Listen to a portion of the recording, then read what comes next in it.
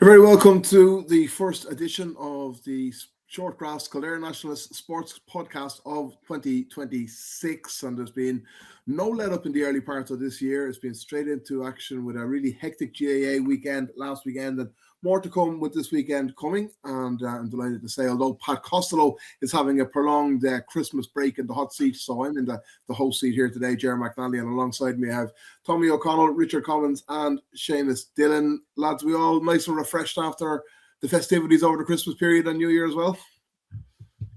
Yep, absolutely. Ready to go. Looking forward to a big year for Kildare.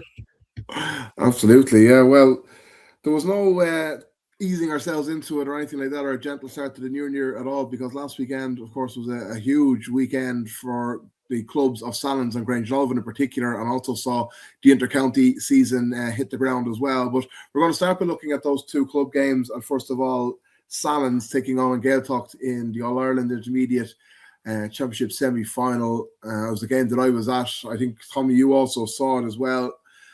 It's hard to think of too many more defeats that were more stinging or more cruel or more sourly felt than Sallins coming out of Parker Queeve last Saturday afternoon, because as defeats go, that was as gut-wrenching as possible, I think. Yeah, it's like do you ever notice when these devastating losses happen to teams that you care about, it's never like a huge outpouring of devastation. You're just sitting there with your mouth open. You don't even know you have your mouth open. You're in that much shock. You're just absolutely, it's like you're hit by a train. It's just so gut-wrenching for them. And then when, I know we all have different views. I was lucky enough to be able to watch it on the television, but I just said as soon as he blew the whistle, he's not going to bring this the whole way up, is he? And then I was thinking, in fairness, you have to say, like, does your man have the stones to bring this back out? To have an easy. It's like a lad that has a penalty to draw a level by tapping it over the bar. Does he bury it in the back of the net? It takes a bit of bravery, and he did take it on and he knocked it over. But my God, Ger, I tell you one thing, I feel like the only affiliation I have with Sallins is that they're from Kildare, and we obviously always support our own. But those players and the people that invested so much throughout the year, to go out like that is just horrible.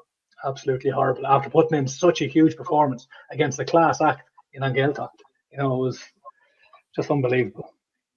Yeah, I suppose we'd have to say Sallins did get a little bit fortunate in the very dying moments of normal time, and that would have been something that Gaeltacht would have kicked up a big fuss about, I suppose, the fact that they didn't get a free for what looked like a clear breach of the 3 men up. But after getting that bit of fortune, Sallins were the better side. I thought in extra time they grew into it and they were controlling it, but God, the effort that both sides put in was really taking its toll. Sallins had obviously started without Colin Dalton. They brought him in for the final 10 or 15 minutes of normal time to try and roll the dice.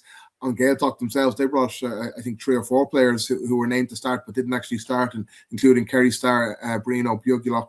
But then into extra time, I mean, Darren Mangan, Luke Killian, Luke Kelly, who were all outstanding on the day, they were barely able to stand up heading into the final few minutes. But Sallins still controlled it, and I suppose as much as we focus on that decision, the last gasp decision to bring that forward, there was a chance just before that for Sallins after a long spell of possession to go too clear. And when that shot kind of went wide of the post, I think it was Darren Keane that took it on, and it wasn't very far wide at all. It was just narrowly past the post. You kind of thought, will they regret that? But then when they won possession for the kick out, I thought that was it. They were going to see the game out. But that decision was just so harsh, and it's such a harsh rule as well, and such a severe punishment for what's a fairly minor infraction. Yeah, I thought Sallins were the better team for the majority of the game, not just in extra time. I remember texting a few people at half time, and I said, there's a win here for Sallins. They were turning them over in the tackle. They were breaking at pace. It seemed like Sallins really believed, from the start that, we're not going to be intimidated by the Kerry lads, playing them down here, down south. And I just thought they looked better, genuinely, all over the field. Luke Killian was absolutely fantastic. Everybody's looking out for, James Dalton to get the edge, who also was excellent, by the way. His showing for the ball was brilliant. Any ball that was put up top. If you really, a lot of people read the match reports and hear us talking about James Dalton, but when you watch him live, you can see his movement and his off the ball movement. You can see now how he gets on the end of a lot of balls to score as many as he did this year. as many goals as well as points. But they were just really good. But just on Gaeltacht were just so lethal at times. Sallins would have good possession and they might get a couple of points, and then on Gaeltacht get a 2-pointer and push ahead. But Sallins never really looked intimidated by them. There was a nice bit of edge in it as well, all the way throughout. I think it was somebody saying that the Gaeltacht players run over in front of the Sallins bench or something at the end. I think it was somebody that they were listening to you, Ger, pointed it out. Kind of probably wasn't in great taste, but like there seemed to be that bit of niggling, bit of bite, and it had everything kind of that you'd want from an All Ireland semi-final, including and such a fantastic pitch, brilliant venue down there. But God, my heart just goes out to him so much because just a decision like that, and even if it's a free and it's 45 meters out or 40 meters out, but it's a contentious free. That's the thing. But this bloody descent and handing the ball back, it's so subjective, and just you would hope. Now I know there could be referees listening to this, and they're probably like, "Oh, sure, lads, it's easy for you to say. We have to follow the rules and we have guidelines to follow." But at the same time, you would hope. Like the very first thing I said when the new rules were announced, especially this 50 meter thing and the advanced mark, the original iteration of the advanced mark was the two things I would hate to see an All Ireland final ended on was a 50 meter indiscretion that's brought up for somebody to tap over to win a game, similar to Niall Kelly tapping over for a tie in the semi-final, or an advanced mark where a guy catches a ball in front of the post and he taps it over to win a final. So those are the kind of things that are just irritating me so much, and we've seen it a lot this year.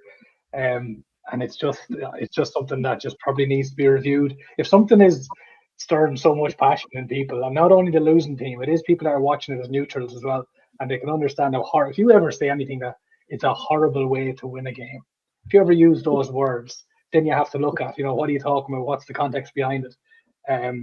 That's a conversation to be had. Fair play to Sallins, such a brilliant year. Devastating to go out like that, but I'm sure they'll dust themselves off and they'll realise what a brilliant year they were and how proud Kildare are of them being our representatives. Yeah, absolutely. Being what an incredible 12-month period. Just to look at some of the individual performers there, because you mentioned Luke Killian, and he's somebody I think who's just got better with each passing game this year. And obviously, he had a long time out with injury, wasn't involved with the Kildare senior team in the early part of 2025, having played a fair bit under Glenn Ryan there in 24. He's someone I think is over his injuries now. He's getting better. Luke Kelly as well, I thought was superb for another player who started the game with a heavily strapped tie, and at one stage in the first half when he had that strapping taken off and he was stretching out his hamstring, and I was kind of worried that he mightn't even make it to the halftime break, but he was still going strong in extra time. And then Darren Mangan as well. I have to say I'm a big fan of Darren Mangan. I thought he showed great leadership there, particularly in the second half and most especially in the final quarter when Sallins were 4 points down, and I thought he put the team on his back, and his run that led to Stephen Kelly's goal was typical of the sort of performances that he's turned in this year. So there were a few players that I thought that really stood up, and obviously James Salter as well. You mentioned him too, and the man in the picture there as well for people who can see that the two O'Donnell brothers actually as well in the cornerback positions. They've been a model of consistency all around, but because I suppose looking back over the 12 months for Sarsios, they just have so many standout performers in so many of their games that they've just been a fantastic side, and such a terrible pity that such a great year for them would end on such a miserable note. There'll be plenty of them as well. We'll hear a lot about, going forward in the next couple of years. I'm sure Seamus and Richard have opinions on a few of these Sallins lads that have watched them all year. But you see a few of them starting to be drafted into Kildare panels. It's a testament to the work that's going on out there. But I'd say I'll let the lads now put their little bit in, because these Sallins lads, you could talk about them for an hour. So they're that good. And I suppose two things strike me. I didn't see the game obviously, but I think their whole run through Leinster and into the All Irelands will really benefit them next year, because let's face it, they were far too good for intermediate, but they've had now 3 really competitive games. Obviously came out the wrong side of this one, but came out the right side of the 2 previous ones, so I think that will stand to them. I think the other thing that I keep coming back to as well, would they have won this with Colm Dalton in from the start and fit? I think they probably would. I know on Gaeltacht had Bugliuk struggling with me Irish like Ger. They had him out injured as well, but he's a defender. He's not going to score 1-4 or something like that.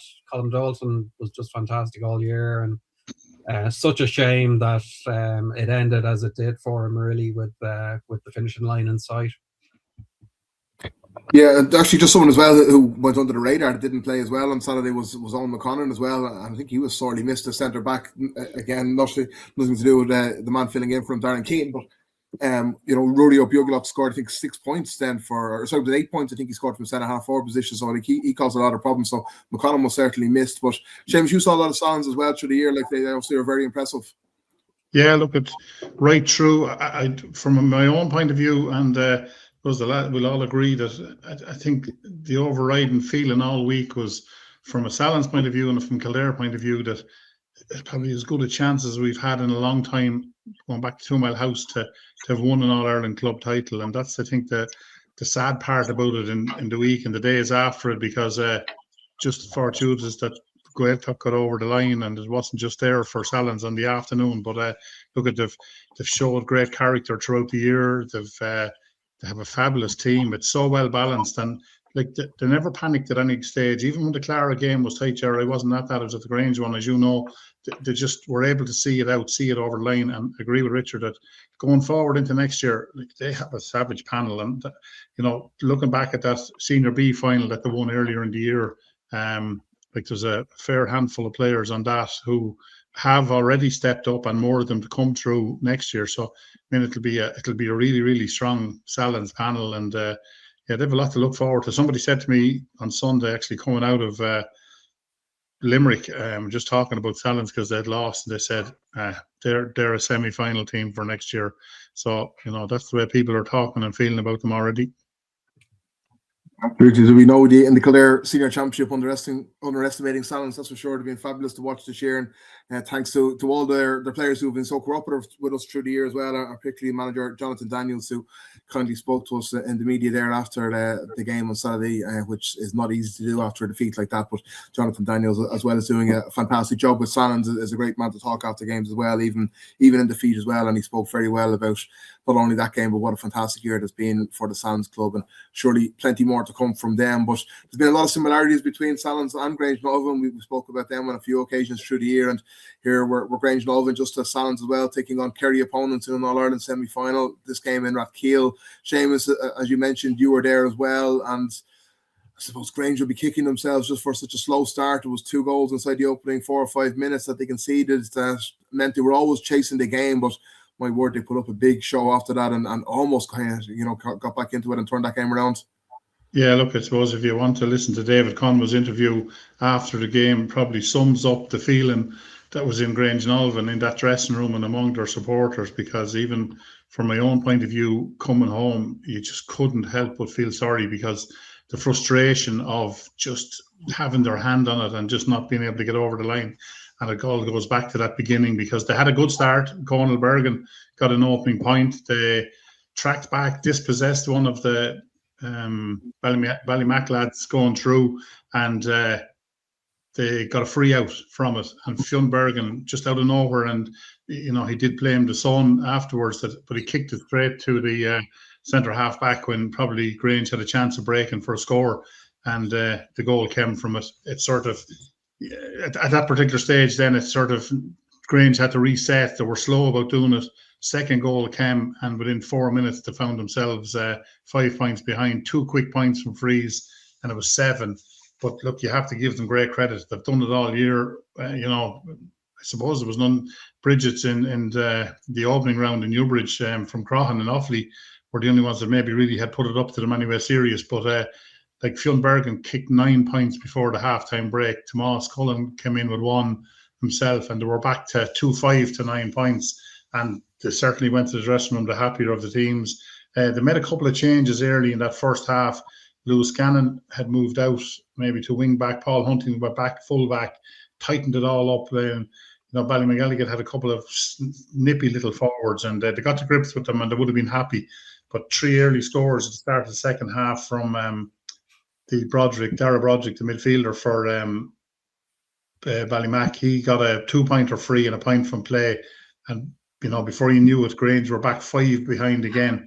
But again, they battled back to within a point of them with 5 minutes to go, but just couldn't get that score to level it, or even a score to go ahead. And you always felt that they needed a goal, but look, it was a super performance. It's been a super year for them, but yeah, probably there's regrets there because, as I said, just 2 moments of magic, I suppose, in one way from the others, put them into that unassailable lead. It was always a battle to draw it back through the whole game.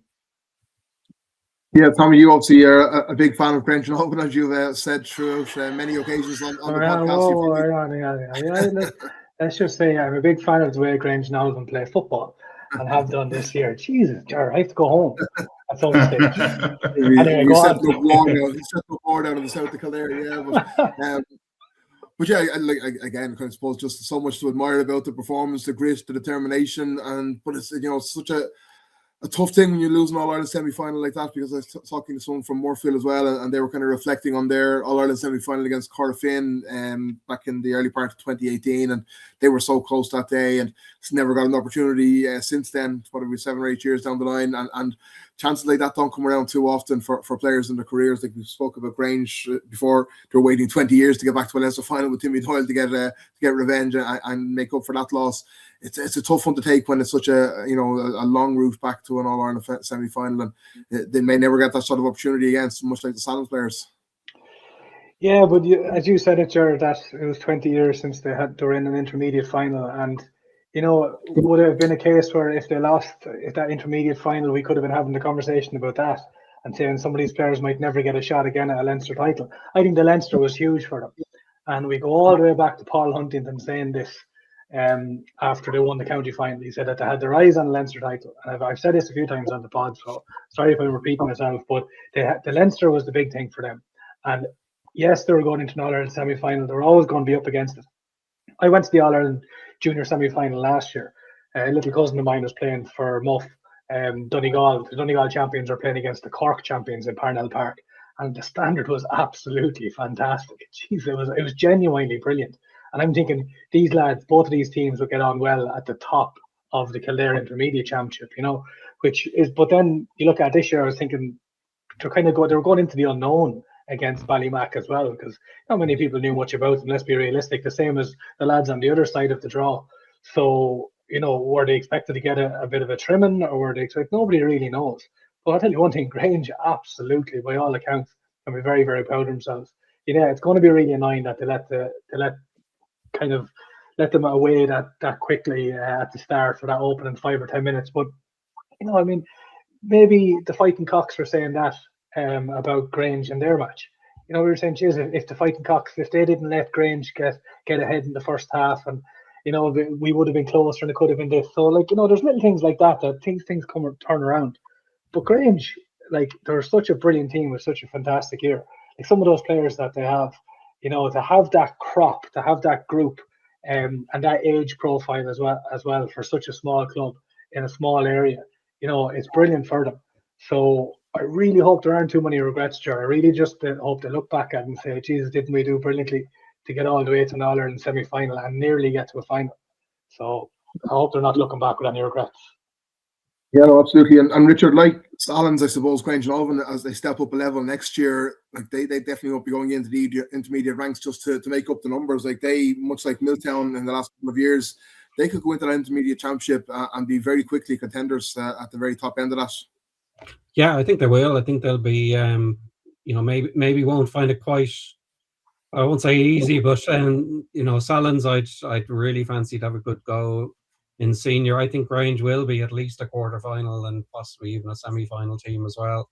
Milltown have shown the way, but I think the thing looking at the two clubs and looking at Milltown and Cara and Alan Wood before them is they're really setting the standard now for Kildare clubs outside of the county, and I think that's raising the standard within the county so that we've got such brilliant teams winning the intermediate and junior the last few years. I think it's all good. And as I say, I think it just raises the bar for everyone else trying to get out of junior or intermediate in terms of what they can achieve once they do get out of Kildare. And the same at senior level. Obviously, with Naas and Athy getting to semi-finals and finals in Leinster, hopefully we can get over the line over the next few years at senior level as well. I was going to say there. Sorry, Ger. I was going to just say one thing that just, I suppose, it'd be remiss of us to mention, but David Conway has done a savage job in Grange Nolvan this year. I think it's his first year maybe into Yeah, senior that's it. club management, I suppose. But he was just outstanding. He brought an unbelievable unity there, and I think that'll be to their advantage as well going forward next year.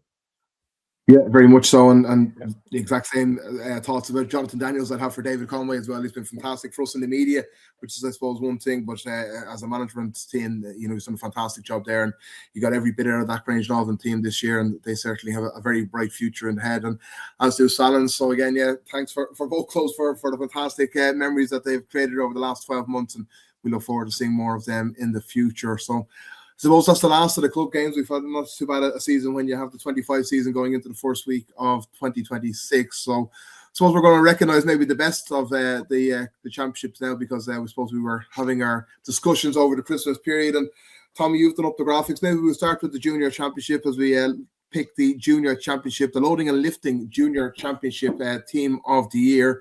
Tommy, I'll let you run through that there, because obviously, I suppose these three teams across the three grades are going to be dominated by the champions. And I suppose the only thing is, some of you are trying to get a couple more Grange Navan players in, and as often is with these teams, it's very hard to leave some lads out, and some very deserving players will be very, very narrowly missing out. But some top quality performers in this 15 that we picked, in the three 15s we picked. Yeah, I suppose, again, when you're talking about the first week of January, the Kildare Junior Championship seems like a long time ago. So a lot of people might forget some of these performances when you just look at how brilliant Grange have been, and there are a couple of Grange lads there that I thought probably deserved to get in, but you have to be realistic as well. Like, you can't, it'd be unfair just to have a team of 10, 11, 12, 13 Grange lads. So we have Conor McMahon in goals. In fairness to Conor, I have to say, stood up this year is a position that Grange have been trying to fill over the last couple of years. I know he did kind of swap in and out with Willie Clinch a little bit. Willie's such a fantastic keeper, but I just think in regards to somebody that stepped up, his kickouts are fantastic. Did rarely put a foot wrong for somebody that wouldn't have been a natural goalkeeper. I just think he was brilliant all year, and fair play to him. Captain Paul Huntington, we have him in a corner back just to accommodate Owen McDonald at full back, who I thought was brilliant for our coffee. Paul Huntington, pure leader this year for Grange, brilliant, born captain. Captain, obviously, the soccer teams, football teams, any team he's been on. So he really was driving forth behind that Grange team this year. Owen McDonald, who I mentioned, was absolutely brilliant for our coffee, as was Chris Shields. Probably a little unfair to have Chris Shields kind of shoehorned into cornerback. He's more of a flying wing back, really eye-catching performances this year for our coffee as well. James Harris, another one who's been shoved out to the wing back position to accommodate podcast favourite. But James was brilliant for Castle Mitchell. In fairness, now Castle Mitchell, can be very proud of themselves this year. Very, very unlucky to go out on a penalty shootout to a really good at Garvan team. So I think there were one or two. That Castle Mitchell team probably deserve the likes of myself to be talking a bit more about them on this pod a few months ago. They really had a good year for a club that many thought might have struggled this year. They're really good young players coming through that would have been on the Ardscoil and Trinota team as well. And James is obviously the standout. He's a senior inter-county footballer as well. First Castle Mitchell one, I think, in a long time. But he's he was brilliant for Castle Mitchell this year, just fantastic. Glenn Carter, centre half back. As I said to the lads, he was nearly hard coded into the team of the week there for a while. He was in the centre half back position for Kappa for his brilliant performances. Again, Kappa, another fantastic year from them. This junior championship next year, lads, is definitely going to be good. It's really, really going to be worth keeping an eye on. There's some good teams there that are improving, that also are playing in Division 3 next year. They'll get that experience to bring that quality back into the junior championship. It's not just a championship full of Division 4 teams. Dylan Costigan, again, he was centre half back as well for Grange. Real powerhouse, just like Paul Huntington as well, really influential on the field. The two midfielders then, Owen Myers of Garvan. Owen really caught the eye this year for Garvan from his performances. Really stylish, rangy footballer. Another one I'm looking forward to seeing next year. He's beside Conal Bergen. Sure, we've spoke at length. He's won all the awards now, Conal. I think we're all hoping he's going to develop into the footballer that we know he can be, because he's already such a spectacular footballer and athlete. I'd say the likes of Flanagan and the Kildare lads can't wait to get their hands on him, try mould him into something better again. But yeah, two brilliant midfielders there. The brother Killian, right half forward. It's just Killian had such a brilliant year. I think I had it scribbled down because I nearly forgot what he scored. He'd scored I think it was 121 or something like that. He had such a brilliant season as well from half forward. Jordan Nolan Mullally, the main man for Rathgarden, every week always at the top of the scoring charts. Big, powerful centre half forward. He's again going to be a very important man and captain for Rathgarden going forward. Conor Harris, very unlucky to miss the junior final. Huge, irreplaceable loss that we found out just before the game threw in. Really brilliant for Coffey all year. Wish him the best of luck with his injury. I know he's in recovery at the moment. Things seem to be going very well for him. I had said during the championship that I wouldn't mind seeing him maybe getting another little crack at Kildare in a development squad or whatever. I know he was in and out of it last year, but wish him best luck at recovery. Fionn Bergen, of course, top scorer in the championship, the one and only, the main man for Grange. He was well helped this year, in fairness. It wasn't like previous years, where his monstrous scoring got them over the line. The scores were well spread for Grange this year. Ethan O'Donoghue, full forward. Brilliant season from Ethan. Couple of years in there with Rathcoffey now as well. He looks right at home. The former Clane man and Kildare minor. Really good form this year. And could have got them over the line in the final if other things went their way. Jack Mulligan from Kappa then is the last player in the corner. Jack was always up the top of those scoring charts. Really, really impressive forward. Another man who I think we'll be talking a lot more about in that junior championship and Division 3 this year for Kappa. And that is the team of the year. And apologies to anybody that's given out. I'm sure there'll be a couple given out, but yeah, there's 15 lads there that'll be very happy to be named in that team, and some great players, as you mentioned there, Tommy, some great performances through the year. So we move on now to the intermediate championship, the Loading and Lift, the Kildare Nationalist Intermediate Football Championship. And Seamus, do you want to take this one? Because I know you'll be delighted that there's one cross man in there leading the line of the forward line. But yeah. But I started full forward and come back out, Ger. No, I have to. Look at it's a fabulous intermediate team. Certainly from 1 to 15, everybody well entitled to be there. Matthew Farley being outstanding for Sallins throughout the year. Some wonderful saves, even into the Leinster Club Championship. He certainly nailed down his position early in the season, and I think Sallins maybe had conceded only 2 goals up to coming into the final or somewhere around that. So PJ Cashman had a wonderful season from 2 Mile House. He sort of came in there as the man. I suppose the standout performance for him throughout the year was the job on Kieran O'Brien against Kilcullen. Really stood up and came to the fore on that particular day. Did a big job on Jay O'Brien as well against Towers. That's right. That's correct. Did a right job on Ger McNally now. I think was one of the main reasons 2 Mile House got the win that day. Yeah, no, he was being really deserving of his position. Kieran O'Sullivan from St. Lawrence is probably one of the standout defenders of the season. Really, really good season at full back. Has brought him into the county panel as well, and deservedly so.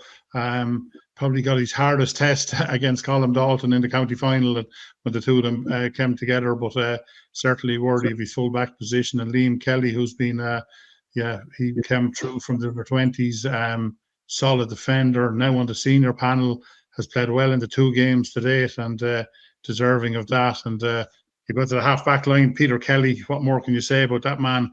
He probably dragged 2 Mile House out of the relegation quagmire last year, took over the setup on with a couple of the lads in the club, got them out of that intermediate relegation. I think it was at the last game, and they moved on, and he was absolutely outstanding at centre back throughout the year. I mean, he's some leader. His fitness levels for a man has so much mileage on the clock. You couldn't but admire him. Colin O'Shea been probably the standout centre half back in intermediate football for a number of years.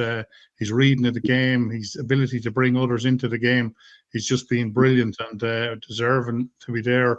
And then Luke Kelly, that man grew in stature as the year went on, from wing half back, contributing scores, mopping up in defence. There was one particular game, just won't come to me, when he made a last gasp tackle in the championship. Absolutely wonderful defender, and I think he's one for the future as well. I mean, he's pacey as well as everything else, and looking forward to seeing him again next year. The midfield probably picks itself because you have Darragh Mangan. His contribution to Sallins' win and run this year was just outstanding. That county final out under the stand, when the kickouts were all coming his way, he got away from Glynn, the midfielder from St. Lawrence's, but he fielded a few balls, 5 or 6 of them, one after the other, outstanding. TJ Nolan back from a cruciate injury. Great to see him coming through now and showing the skill levels that he's had to be on the county minor panels as well. Again, one for the future. I think he'll probably be part of the 20s coming in this year. And Rory Lawler, something similar, coming in at centre half forward. He's been wonderful for Clarence as well. They're probably 2 of the best underage footballers coming through at intermediate level. And again, Clarence will probably be trying to get out of that next year. That'll be their main aim. But as we all know, the level of intermediate level is hard. You got a centre half forward, a wing half forward, probably the 2 of the biggest certainties ever to make a team, because they were absolutely outstanding. Like Colm Dalton, with everything that has and could be said about him, has just been outstanding. Keane Grimes had a couple of battles with disciplinary issues throughout the year. I think maybe he had 2 red cards throughout the championship, but when the chips were down, when the scores were needed, he stood up and he was outstanding. He was one of my favourite players of the year now, and as I say, he tied with maybe missing out at one stage there. We thought that he had got a 2-game ban and it was only a 1, but look at it, don't take from what he has done. The 2 corner forwards in James Dalton and Stephen Kelly. Stephen, wonderful year. Great man to get in on the end of a movement or to pass. Himself and James Dalton were absolutely wonderful together, and they probably were 2 of the main players that were instrumental in Sallins seeing out the campaign. I think James probably ended up, Tommy, as top scorer for the season for Sallins. So 620. Yeah, absolutely wonderful. I mean, he's just he's like lightning, and when you look at, you think you have one marked. That's the one thing you've probably seen throughout the year. You think you have one marked, the other comes up trump. So that's it. And then I suppose the last man is a club man of my own, Fionn Dowling. Certainly knows where the posts are. Showed it again this year. He's probably getting into the latter stages of his career, but I know he's back training already with 2026 in mind, and when he's on song, he's probably as good a full forward as around as a target man. His ability to kick scores off both feet and an accomplished free taker as well. So very good 15, and well done to everybody who made it. Yeah, absolutely. Well, I suppose you could have made a case for 15 Sallins players, given how dominant they are through that intermediate championship, but important to recognise some of the other players from other clubs as well who've been equally outstanding as well, and some great performers there. So move on now to the loading and lifting senior team of the year. And Richard, if you want to take this one, and there's plenty of red on this team sheet there, obviously a year to remember for the tie, but I like the other championships as well. Good spread of club there too on this 15. Yeah, so I think we went with 7 tie in the end, tie players. Quite a few debates about a few of them, but we'll go through the team from the start. And in goal actually is Selbridge's Shane McNamara, who has probably been the best goalkeeper across Kildare for the last 3 or 4 years. Very solid under high ball, good shot stopper, good on the kickouts, just generally a hugely consistent goalkeeper for Selbridge. Full back line then, probably one of the standout, I won't say newcomer because he's been around a couple of years, Sean Moore, but certainly had a breakout year this year for a tie. We have him in at corner back, but you could have him wing back, wing forward. He was up and down that field every game, scoring 2 or 3 points. I think it was 3 points in the county final, can't remember. Fantastic player, and another who's been called up for Kildare duty as a result of that year that he's had. So he's at cornerback. Ryan Burke from Cara. A couple of Cara players probably were in contention after their great year, their first year back up at senior. Ryan Burke was just their leader at the back from the start. We put him in at fullback. Deserves to be there. And then in the other corner, probably could have gone with either of the Spillans for a tie. We went with Porrick, who was probably had slightly the better county championship, even if Michael has had a really good Leinster campaign since then. But we've gone with Porrick as this team is based on the senior football championship. Believe he marked Dara Kerwin in the county final and did a great job on Dara that day, so fully deserving of his place in the team. The half back line then, we've got Cathal McCarran at centre back. Again, probably could have put him in the forwards with some of his shooting with the outside of the boot in the latter stages of the championship. He really the dummy solo that everybody falls for. The dummy solo that everybody falls for. And then when people in Kildare start copping on, he went into Leinster and nobody knew he had that in Leinster. Yeah, that's right. And he caught everybody. It's brilliant. Yeah. So, Cathal McCarran at centre back. And then alongside him, we got Shay Ryan from Sarsfields. Obviously, Sarsfields very disappointed to lose out to a tie in the semi-final, but one man who certainly didn't let them down that day and almost dragged them back into it, or did drag them back into it in the second half, was Shay. And had a good year all around, scored a few goals, probably played more in the half forward line than back in the half back line, but once he went back there, he was excellent. And then in the other wing, probably someone who was one of the players of the championship in the first 3 or 4 rounds, Niall O'Regan, maybe got a bit quieter as the championship went on, but I think he's deserving of his place at wing back. A real all-energy player, scored a good few points as well from wing back for Selbridge. And then in midfield, probably had a few debates on this one with maybe Ty Coey coming into the equation, but ultimately we went with the 2 Athy players, David Hyland and Kevin Feely. What can you say about those two? Both fantastic seasons. David Hyland captaining the team.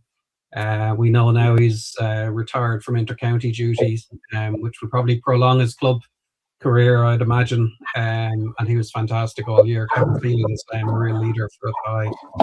Then the half-forward line, we've gone with Elliot Byrne, the real Duracell bunny for Naas at wing forward, was good. Anytime I saw them play, he was hugely involved, a real workaholic around the field, big player for them. And speaking of workaholics, Barry Kelly, of course, he just drove them to that title in the final and had a good championship all around, scored the crucial goal in the final as well. A real all-round top performer for Athy this year. Beside him, Colin Moran, another breakout star, I suppose, and another who's been called in. I saw him make his debut for Kildare there at the weekend in the O'Byrne Cup as well. Going to be a big player for Kildare and for Athy, and had a great championship for them. Full forward line has no Athy players, interestingly.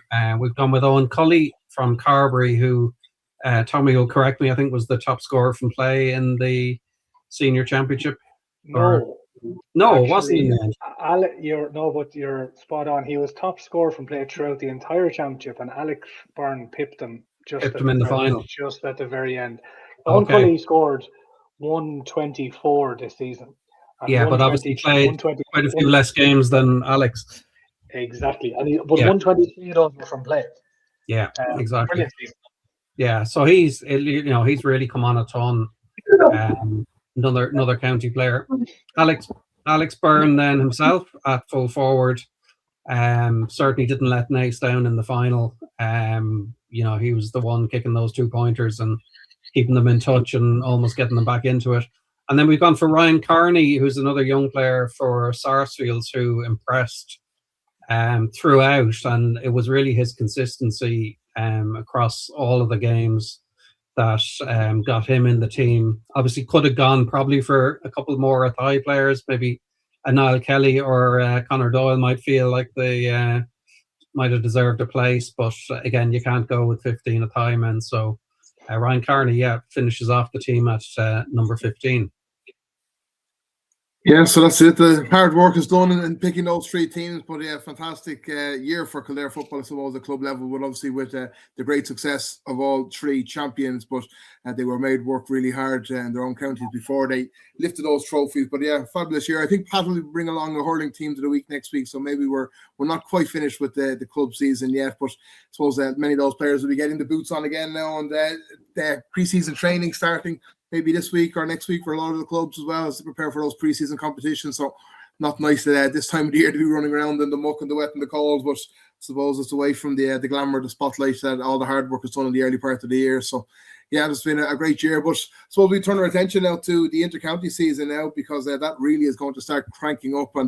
And Richard, well, some of us, as we said, were down on club duty there at the weekend. You were in at a Scorty to see the Kildare footballers get up and running against Wexford. But I suppose before we start, maybe I'll look at the focus on the new players, because 14 players made their semi-competitive debut for Kildare at senior level, and not quite a competitive debut in the O'Byrne Cup, but semi-competitive, you could say. But before we look at those new faces, I suppose we have to mention one of he's now the departed now, because David Hyland became the 4th player from last year's squad to announce his retirement on the back of what would have been one of his best seasons, I would have thought, as a player. And it was incredible to hear him talk during the week of how much pain he has been in and playing through, and you see the level that he was playing to both for Kildare through the season and then in with the tie as well, where he was fantastic. It's an incredible testament to him that he was able to play to such a high level with such a bad injury. And he does feel like to be a massive loss for Kildare going into this season, because I think looking at him without knowing the details that we've heard this week, I would have thought he would have had a huge part to play for Kildare in the 2026 season, and maybe even for a couple more. But obviously his health is first and foremost, and he has to look after his body first. But he definitely is going to be a loss for Kildare, I think. Yeah, and of the 4, I think he was the one I was most disappointed with. Maybe Daniel as well. I thought Daniel maybe could have had another year in him. But Hyland, I think this year was almost one of his best years for Kildare. He's that kind of solid, dependable defender, but he's also a brilliant kick passer. Scores 2 pointers. Scored a crucial goal against Westmeath, if you remember, as well. One of only 2 he scored in his career, so he picked a good moment for that one. But just a genuine, classy halfback who can also do a job in midfield, has obviously been known to play in the full back line in the past as well.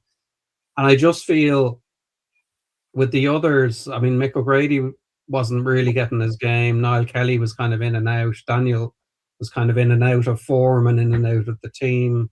But Hyland was the ever-present big part of that team. And I do think it leaves us very short in terms of experience. We're left with Kevin Feely now as the most experienced by far.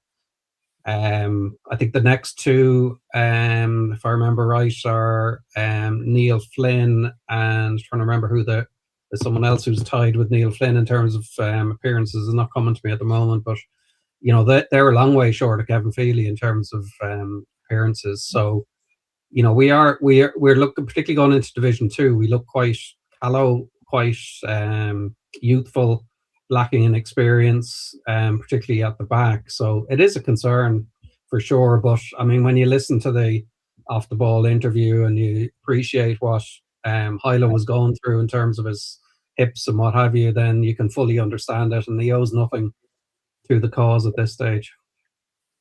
Yeah, absolutely. Well, he'll be sitting down with Pat Costello, I think, in the next week or so as well, and doing an in-depth interview for the Kildare Nationalist. So that is definitely one to keep an eye on. But Tommy, he's the last link with that 2013 Leinster under 21 winning side that I suppose has formed the backbone of the Kildare side for the last 15 years, really. Since then, Kevin Feely would have been of that same age, but obviously he didn't play in that year in 2013. But yeah, Hyland, he's been a fantastic servant for Kildare, hasn't he? In a variety of roles as well. He's played in the full-back line, the half-back line. He had a season, I think, in midfield as well. And, he's someone you can always rely on.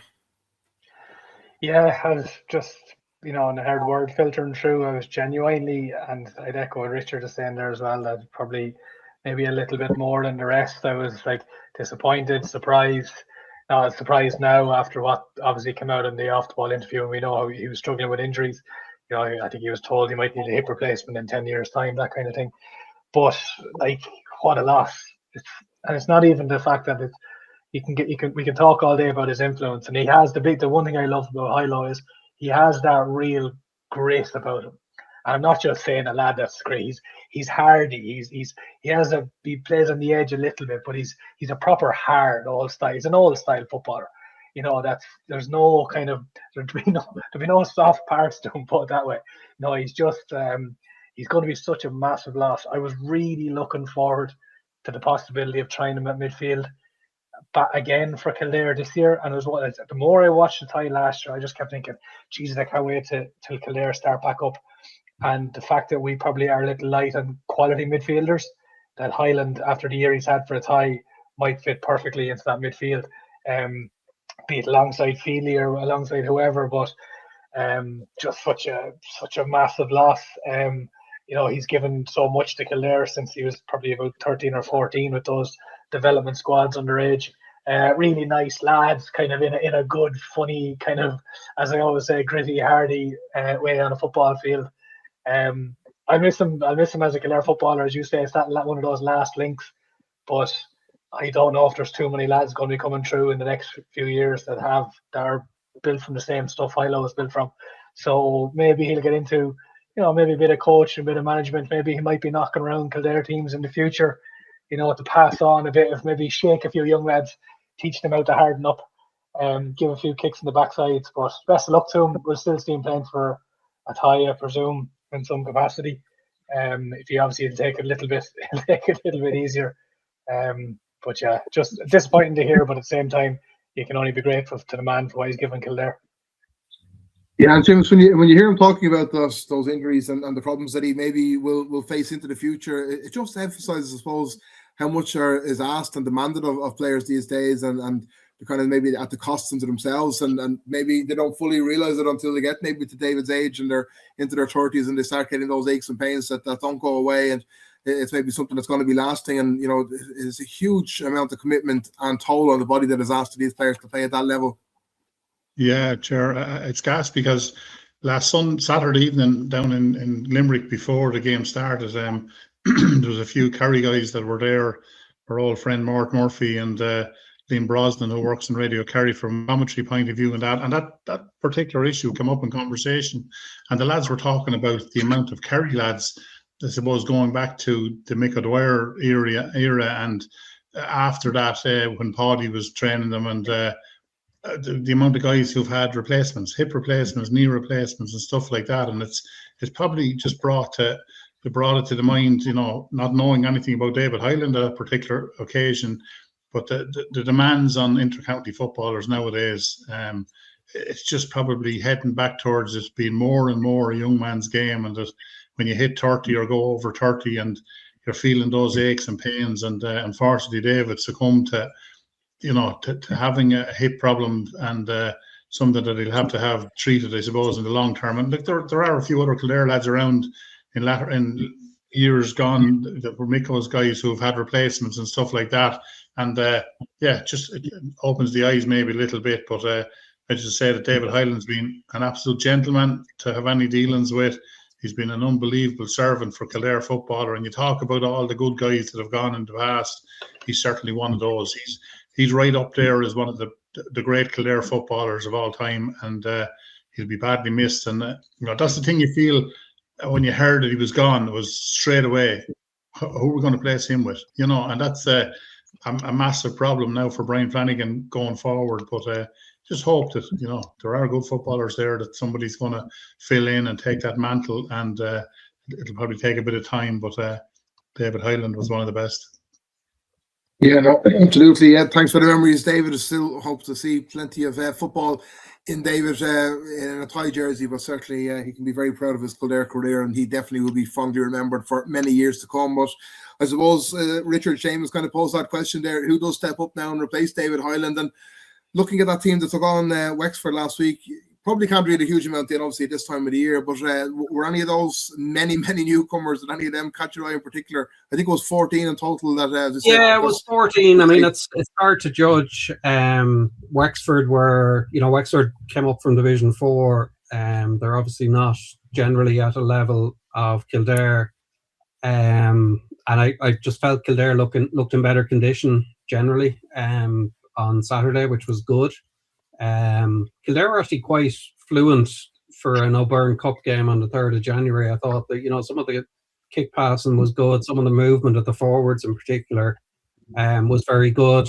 The defence probably wasn't challenged as much in the first half. So I think a lot of the debutants, I think from 1 to 6, if I'm not mistaken, were all debutants from goalkeeper out to centre back. Brian Byrne is, I suppose, the one experienced defender, although even he, from an intercounty perspective, obviously has only been playing football for Kildare for a couple of years now. But he was definitely stepping up in terms of direction on the field. That was quite obvious. You could hear him shouting directions at the younger lads. I think, who impressed, I think in defence, I'd say Liam Kelly, again, had another very good game, had a good game against Kerry, very athletic for a cornerback, came forward, scored a good point again, scored one against Kerry as well. I thought James Harris at wing back was very good as well. Seemed very fit, seemed very involved in the action all the time. Plenty of work from him. The Spillans, I think Michael in particular, had a good game. Porrick was a little bit quieter, but the defence as a unit played pretty strongly. Owen Lawler had a decent first half, went off at half time. The likes of Ryan Burke came on the second half. Rob Fitzgerald from Naas did a lot of good work as well in the second half. So, that was kind of the defence. But really, it was a fairly scratch Kildare team in the sense that there's a lot of those will drop back into the development panel or have been around the development panel. So, you wouldn't expect them necessarily to still be there when we play Tyrone in a few weeks' time. Who does play Tyrone in a few weeks' time is another question. And, the injuries, and that's one thing Brian Flanagan said afterwards. He wasn't, he was aware of the potential for retirements, and, that didn't come as such a surprise for him, because obviously he'd been talking to the guys through the year, but it's the injuries at the moment that are probably giving him more headaches, even if it does give opportunity for other people, as he said himself. But, having the likes of Kerwin out, Colin Dalton's now presumably going to be out for a while. Jimmy Hyland hasn't surfaced yet this year. Ryan Sinke, I think, is injured as well at the moment. So there's a lot going on there in terms of players unavailable, and it's a very, very young team. And I think what we're suffering from here, if you think about it, with the 2013 team now retiring, really the backbone of the Kildare team should be that 2018 team that won the All-Ireland, when you think about it.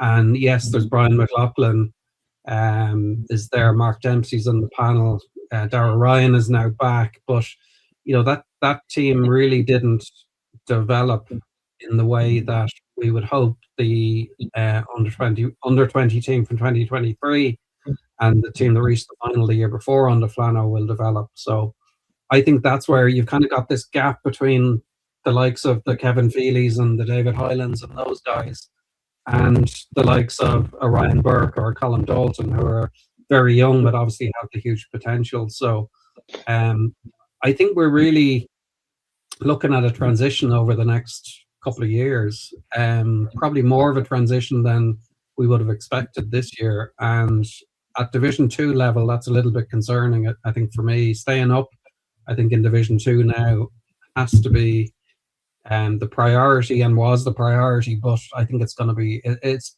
looking a lot harder between the injuries and the retirements than I would have said probably a few months ago. But in terms of the match on Saturday, yeah, a good performance from Kildare. They scored 6 points without reply early on. Brian McLaughlin was very good. Ben Lopeman, Dara Swords were kind of on top in the forwards. Niall Dolan scored a lovely 2-pointer. The midfield was dominant.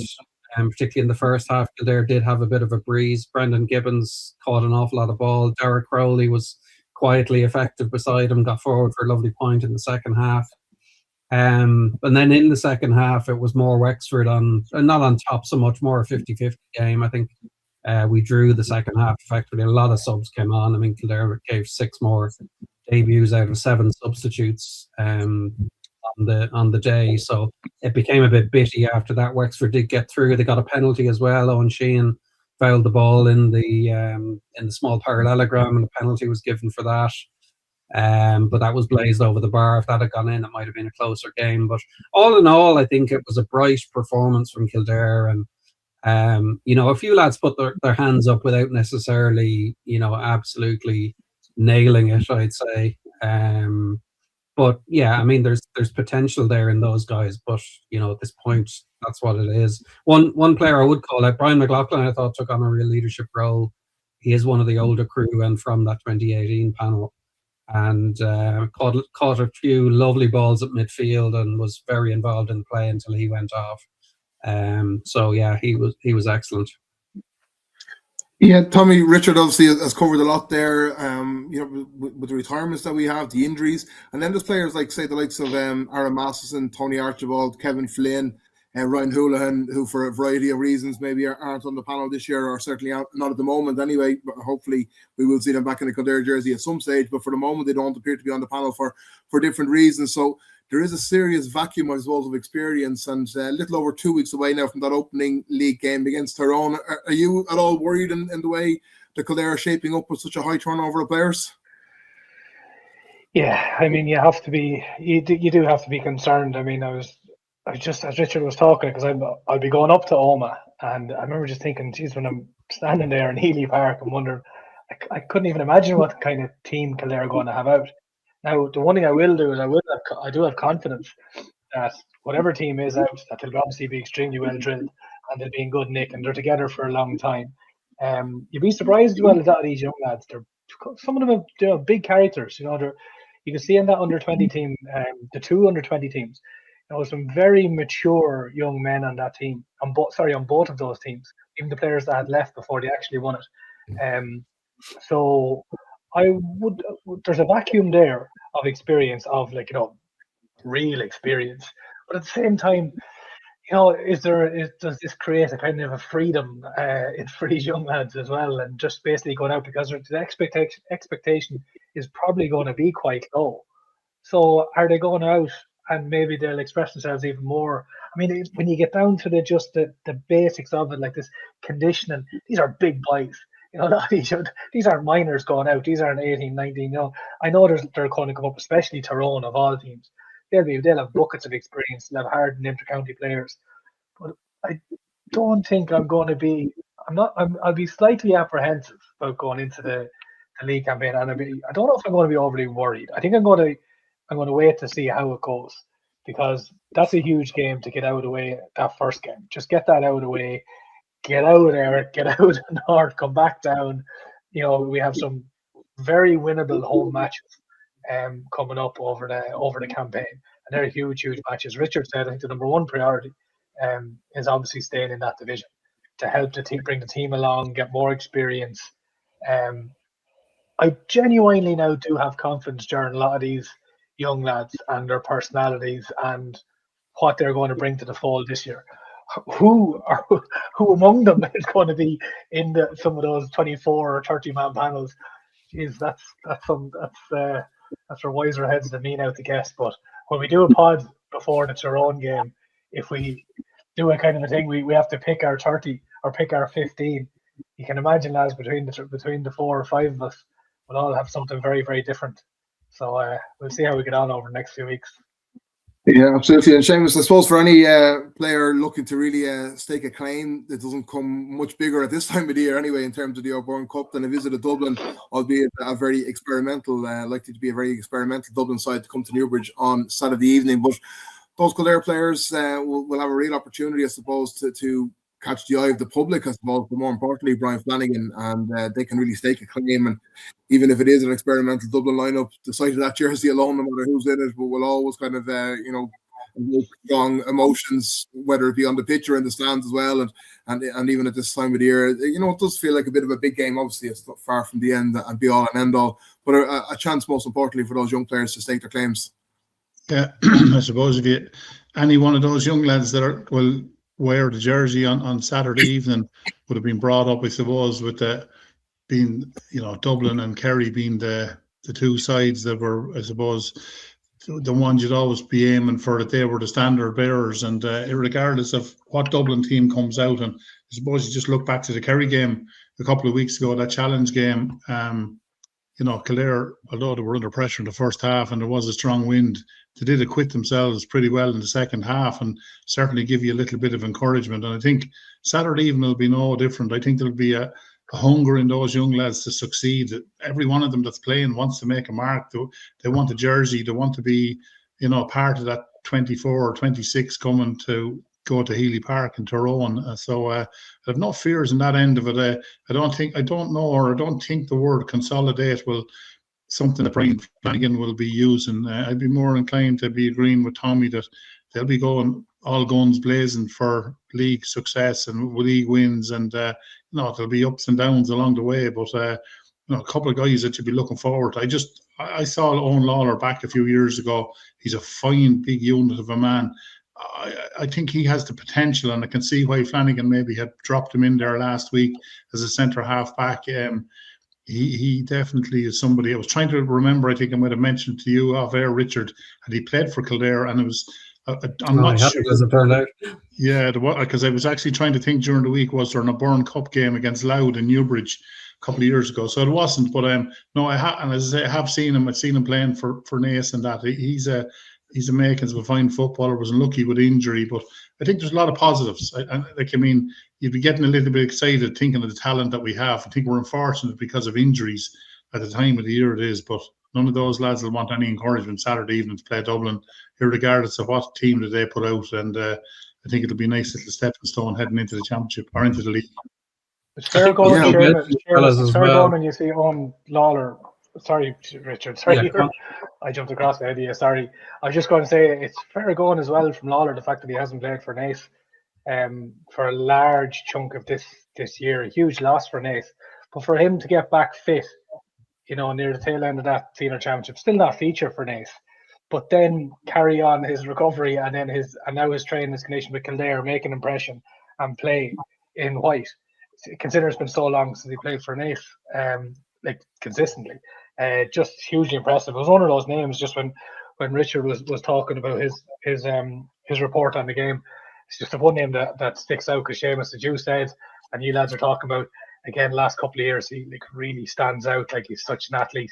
So there's lots of those lads in Kildare. There's lots of those lads in around that panel. We are a very athletic, there's a very athletic bunch in there at the moment, and not our usual. I know, Richard, you might have said that, the typical Kildare forward over there. I'm not going to explain exactly what that is, but the non-typical one is what we see in there now, which are these rangy, strong, athletic players.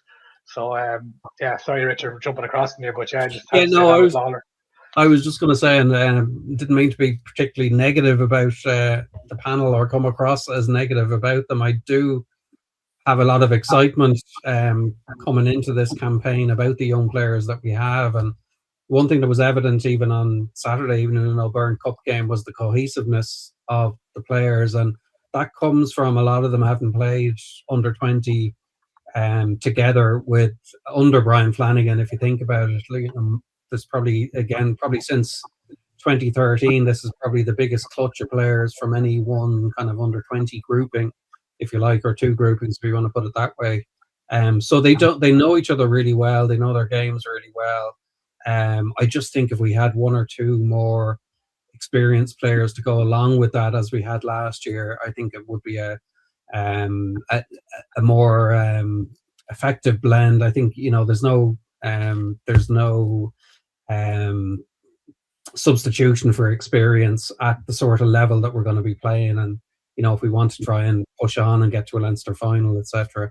I just think we have to be patient with this team. I think, as you say, it might not be Flano's goal to just consolidate in Division 2, but I think from a supporter's perspective, I'd be pretty happy with that. I'd really like to see them give a full tilt at Leinster this year, because I think it's a free hit. We're already in the Sam Maguire. We don't have to worry about getting to a Leinster final as such, but there's no reason why we shouldn't go for it if we do have a good league campaign. But yeah, I'm excited about the team. I think there is a cohesiveness there. I think there's plenty of talent in that team going forward, but there'll be a few bumps along the road, I think, this year, just given the injuries and the youth of them. Yeah, absolutely. So that game against Dublin, the O'Byrne Cup semi-final at 5 p.m. in Cedar St. Collins Park. I think Pat is on duty for Clubber. I certainly am on duty for KFM, so that will be a full coverage of that one on KFM. And Richard, you'll be on duty for the Kildare Nationalist, and you'll be able to read Richard's thoughts online pretty soon after the game on our website, on the Kildare Nationalist website, and also obviously in next Tuesday's edition as well. So really looking forward to the inter-county season ramping up, and hopefully the Cedar St. Collins Park pitch is all ready to go, because Seamus, thinking back to last Sunday, we were all set for that much anticipated start to the hurlers season. Galway, the visitors, and quite a few supporters had made their way over from the west, and we're all looking forward to the opening round of that Walsh Cup until about 45 minutes from throw-in, when we got word that unfortunately a frozen pitch in Cedar St. Collins Park meant that venue was unplayable. There were efforts to get other venues at very short notice, but they weren't able to come to fruition, and in the end both Brian Dowling and the Galway side up as well, they were left disappointed. And I think the game was decided on a coin toss later on that afternoon in Leinster Council, which unfortunately Kildare couldn't even win as well. We lost the coin toss too, and by virtue of that are in the Walsh Shield, I think, on Sunday now against Antrim. But disappointment all around, Seamus, for everybody that the game was called off so close to the off, but we were out on the pitch. I don't think there was much that could be done, and other than probably the call possibly could have been made a little bit earlier and just to let people know a little bit sooner, because on the pitch, I don't think it was ever likely that game was going to go ahead, given how hard it was. No, absolutely not. I think if you looked at the Galway manager, Liam Donoghue, leaving after that, as they were heading back to the bus, he was fairly frustrated and vexed that, it got to that stage, because, look, at lessons will have been learned. That game probably and should have been called off maybe even as early as Saturday evening or at 9 o'clock on Sunday morning before Galway got onto a bus, because more so under the stand where there was the shade there, the frost in the ground, and you heard lads tapping hurls off it. It was just like the band of the hurls hitting off concrete, and there was never a chance of a game. From a safety point of view and health and safety point of view, there was never going to be a game. So look at from that point of view, yeah, there'll be lessons learned, and the decision for Galway to have to travel all that distance was never going to be certainly never going to be something that was. There was never going to be a game. That was the word. And I know we heard when we were there on Sunday that even Nate Race course knew the level of frost in the ground, maybe back even to the previous Wednesday, that they weren't going to get to go ahead with their race meeting on the Saturday. So, that's, I suppose, just a lesson. But look, nobody can't attribute any blame to anybody. Just one of those things. And, hopefully it doesn't happen again. But disappointing then that, I suppose, Kildare lost the toss. But they'll move forward now, as you say, to Sunday afternoon with a game against Antrim. I don't think it was ever going to be in Cedral. The fact that they'll play each other in the league in a few weeks' time, they weren't going to give Davy Fitz and the lads a run out in Cedral St. Collins Park. So from that point of view, it was always odds on for Hawkfield, and the weather will probably be okay the way it is at the moment. So nice game for Kildare to get the season up and running. I suppose you look at the team that Brian Dowell and the selectors had picked for the game against Galway last Sunday. He's 13 there with, I suppose, senior inter-county experience of the start, and Caelan Smith from Clane and Tim Ryan from Arklock were the two guys coming in a wing forward for their senior debuts, and two exciting hurlers. Smith has been excellent for Clane, their run through Kildare and Leinster this year, and Tim Ryan is somebody that I've really liked. He played this year against Maynooth in a really high-scoring game in the Senior Hurling Championship, and he was the standout player on the field. And I think, Tommy, you might have mentioned him before in a Team of the Week or wherever we would have mentioned his name came up before. But, exciting times. But look, when you look at the backroom side, there's a lot of young lads there on the panel. I was looking around on Saturday or on Sunday, looking at some of the lads and having to ask some of the senior lads, who's your man, or who's that lad, or you know what I mean? So, and they're all young lads, the likes of Oisin Lynham there from Selbridge. There was one or two others as well that are all, coming through there. Michael Owens was the one I was trying to think of. They're all part of that panel now. So, exciting times for Kildare. But looking forward to see how they'll perform on Sunday, and I presume they'll go with another 15 that'll be close enough to what they had last Sunday. Yeah, and Richard, Alan Goss was another one from Selbridge, I think, was named to start. Tom Power from Maynooth was among the subs as well. So it'll be important for Kildare, even if it's only one or two of those younger players maybe who stake their claim and just go through, maybe just add that bit of freshness. Tim Ryan, as Seamus was mentioning there, he was very impressive through the championship, as was Caelan Smith as well. So it is important that we get a couple of new faces like that maybe to come in and just strengthen that panel and maybe just give Brian Dowling an extra option, even if it's only as a substitute, just to strengthen the panel in that, because certainly every one of those players is going to be needed with the year that Kildare have ahead.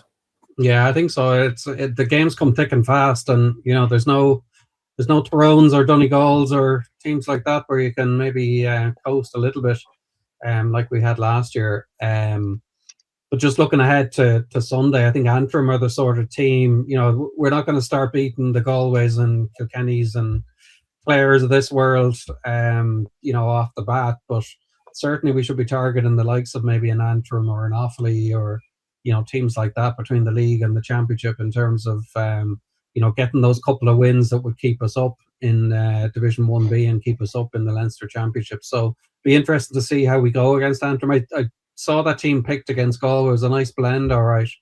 Plenty of experience there still, a few lads still to come back, but I think certainly when we get to the Leinster Championship, those games come thick and fast. So having a good panel and players that are tried and tested would stand to us. I do like the likes of Tom Power and Tim Ryan. I think is an absolutely fabulous hurler. Anytime I've seen him, and a real athlete, and looking forward to seeing him in a Kildare jersey. Just wondering, Seamus, are there any players dropped out that we're aware of at this point? Like, are we going? No, not the same senior players as last year. Yeah, seemingly that's enough. That is the senior panel of our most of the guys that were there from last year. Haven't heard of any dropouts. Certainly some additions, all right, but no dropouts. No, I don't think Simon Lacey maybe has been back yet. And you mentioned Alan Goss. Like, Alan was out for 12 to 16 months there with a bad shoulder injury. He would have played in Tullamore back in 23 in the middle of the field when Kildare got to the league final. He was very much part of David Hurley set up back then, but missed out through injury. So it's good to have him back. I know Brian Dowling was very anxious that he would be back and around the panel this year. So good to see him back. He's a big, strong guy around the middle of the field. Someone you'd need against. He played midfield for Maynooth during the week, if I'm not mistaken. Yes, I think so. That's right. Yeah. But no, of what I've been told. Cathal Dervin is another one back as well, isn't he? Cathal Dervin was travelling as well. Cathal Dervin, Bleakstip is back. Yeah.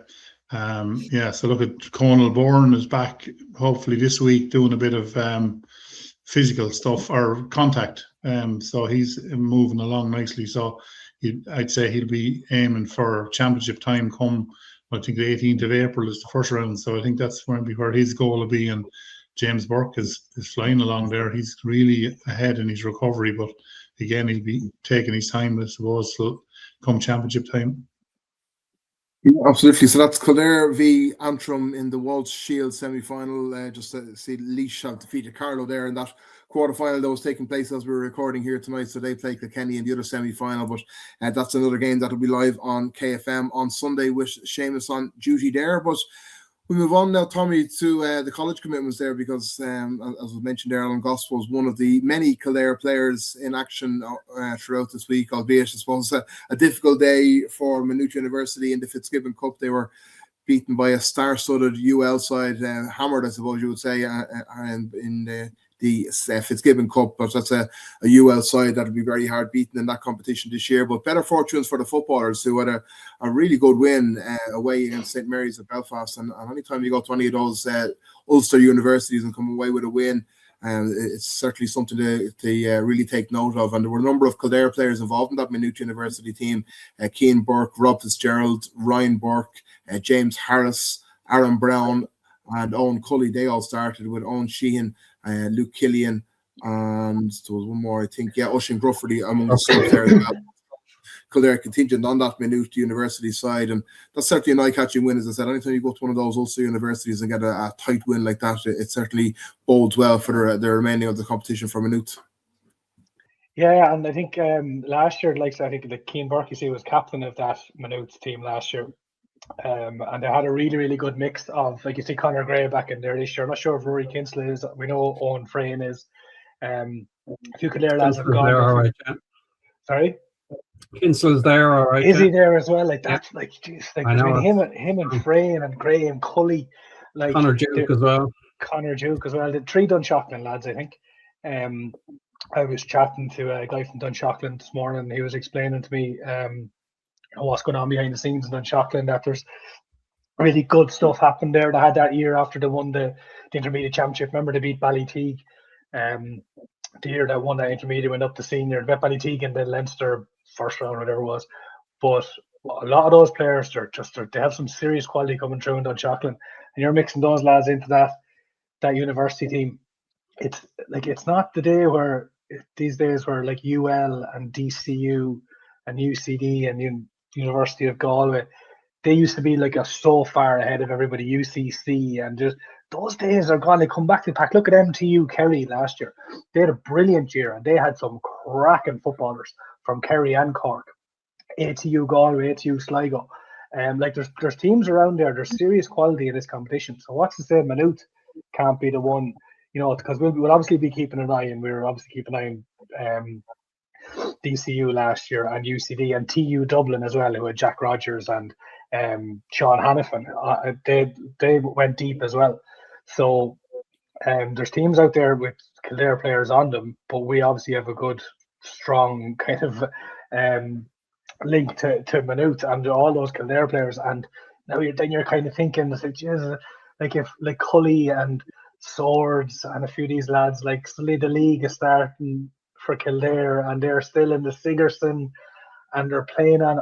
I went to a couple of matches last year, and these, as good as these university pitches are, they're hard. Some of these grounds are hard. Maynooth played last year in a second half of hurricane, and there was lads slipping and sliding. I was terrified. Who they played? Maynooth played against Cork. Was it UCC maybe? Yeah, I think it was. I was at that one. Yeah, remember the wind was insane, but there was lads slipping a lot. I remember Paddy McDermott was breaking from the back a few times. He kept slipping, and I was getting kind of frustrated watching him slipping until I looked at my feet, and you're thinking, geez, like it's greasy, even though it wasn't exactly thunder and rain. It was rain. So let's just hope for a clean bill of health from the Kildare players, but at the same time, obviously they're not going to hold themselves back from trying to win a Sigerson. And it's great to keep an eye. Like a good example last year was Aaron Brown, who is with. Who's he with this year? DCU? No. Maynooth. Is he in with Maynooth this year? Yeah. Sorry, Aaron is with Maynooth. So he was at ATU Sligo last year. And I didn't know. I made the original lists of all the Kildare players and what universities they were with. And I was reading the match report. And there's A. Brown, Kildare, ATU Sligo scored 2 points. Like, who is that? So I messaged somebody connected with him, and I was like, is that Aaron? I said, yeah, he's in Sligo for a year, getting whatever qualification he needs. But I forgot then he'd obviously moved on. So he's a huge addition as well. And I'm hoping as well that high level of competition will bring Aaron on, because Aaron's a player that we're all really, really hoping will kick on in a white jersey, and we'll see the best from him, because he's had a frustrating couple of years with Selbridge. But maybe it's something like the Sigerson Cup and a good run in it, surrounded by quality players, that might push him on for Kildare. So listen, when the second round happens, we'll talk about it on the next podcast.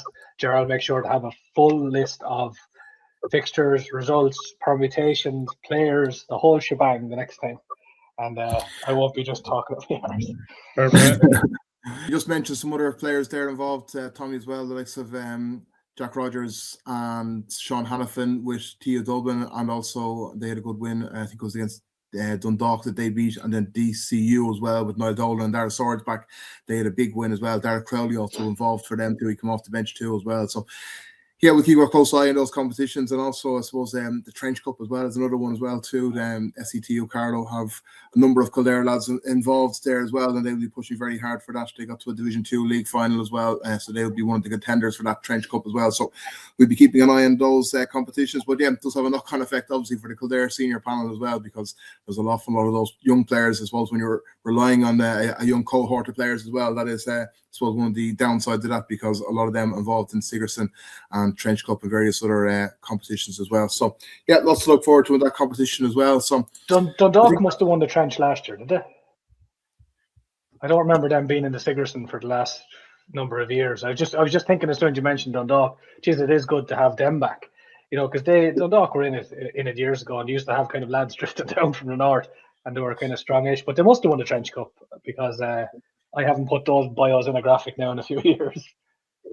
Trench Cup is a really good competition. Trinity do quite well in it every year. You're always waiting for them to break through. Yeah, Dundalk beat Trinity in the final there, last year. So Trinity had beaten SETU Carlow in the semi-final as well. It was that's right. It was Hugh Hamilton from Milltown, I think, was on that Trinity team.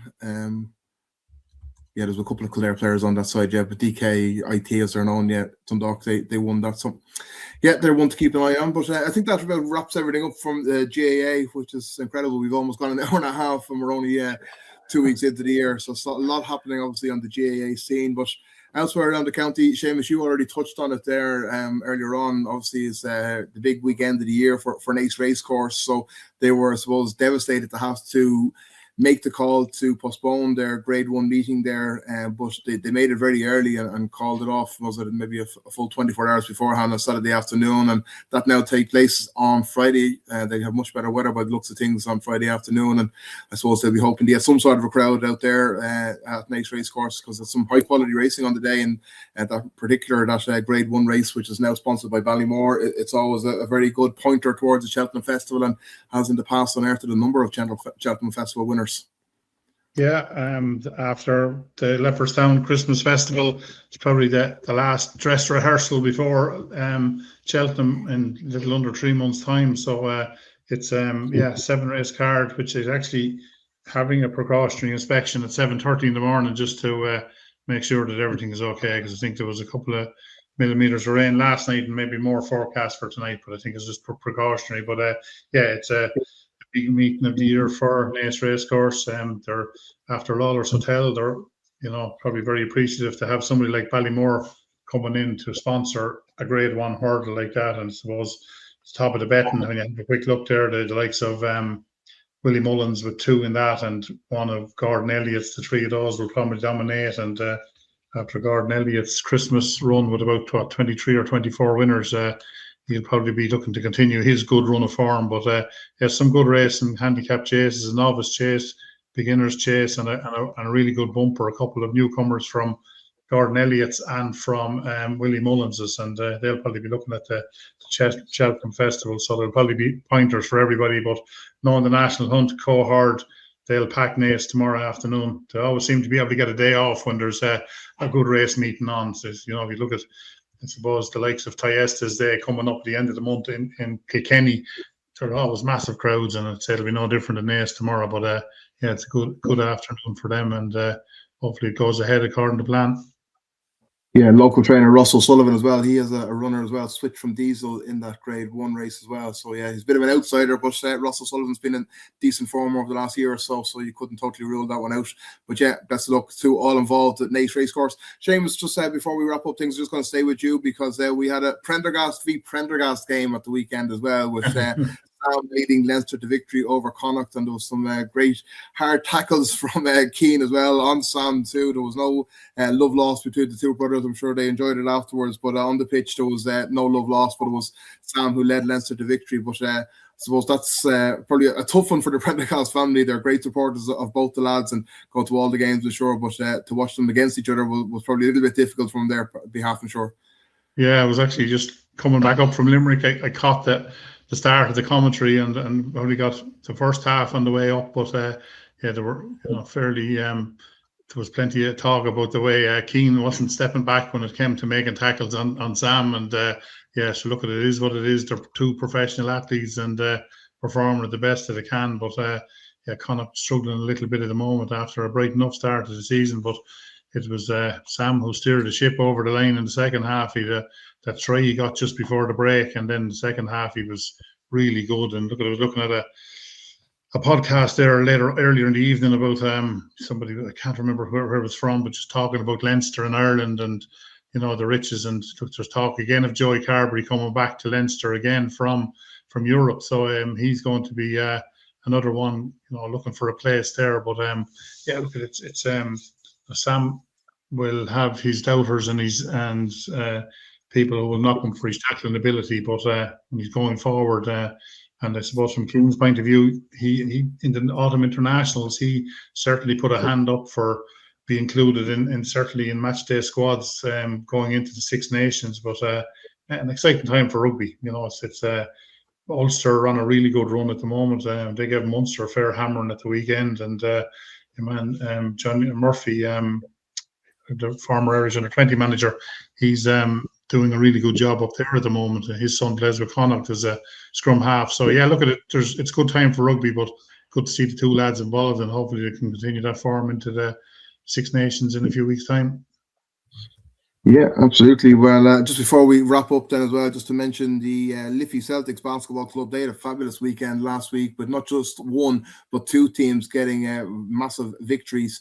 Flomax Liffey Celtics, the National League side, they qualified for the National Cup final again. They, of course, are the defending champions, and they defeated Trinity Meteors by 69-57. And then there was also a success for their second team as well, as they qualified for the NICC Women's National Cup for the fourth year in a row. That was a fabulous win. They had a victory as well against St. Mary's Castle Island, 72-53. So great work being done there in the Liffey Celtics club. But lads, I think that's about it. We've gone on for an hour and a half there. But yeah, so much happening so early in the year. We're not having any time just to ease ourselves gently into it. It's hitting the ground with a bang. And the two Kildare County sides out in action this weekend. And the ladies won't be far behind them as well. I think the first round of the Ladies League as well as then this is around the same weekend as the men's team as well. So lots happening, and another big weekend to look forward to this week. We'll give the ladies plenty of attention, Ger, I'd say now in a couple of weeks' time, because there's so much to talk about with them. They had such a brilliant season last year, and to prove themselves last year, to get a foot into and stay in Division 1 and do so well in Leinster. It's going to be a really exciting year for them, with some good young players coming through as well. And by all accounts, the squad selections have been pretty ruthless as well, and they're training hard. So looking forward to chatting about them, and chatting to some other people, getting some more info on them. But yeah, good times to look forward to for them as well. Yeah, absolutely. And of course, the Camogie team as well, under new management as well. So yeah, we'll have plenty of focus on them in the coming weeks. Don't worry, we'll be looking at every angle of Kildare, GAA, and the wider sporting community as well. So really looking forward to all that. But other than that, now I think we're all set. I'll hand the hosting duties back to Pat Costello next weekend. Hopefully he'll be back at the hot seat, and we'll see how we go from there. But hopefully we'll have plenty to look back on next week. But for now, it's the end of the first episode of the new year. But thanks for listening.